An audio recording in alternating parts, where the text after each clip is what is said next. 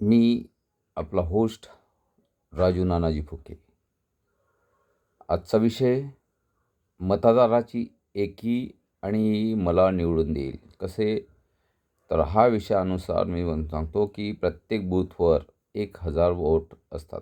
मी समजा तर त्यापैकी 500 लोक जात नाही आणि 500 लोक जातात ते 5 पार्ट्यामध्ये विभाजित होतात. आता 8.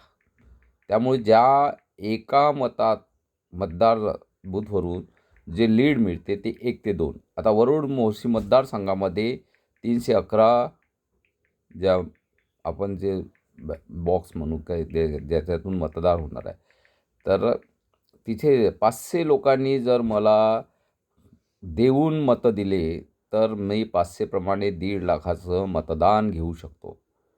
आणि प्रत्येकाने जर विचार केला की आपले मत इतर मतामध्ये विभाजित होईल तर आपण पान्हा या चिन्हावर बटन दाबून प्रचंड मताने निवडून द्या.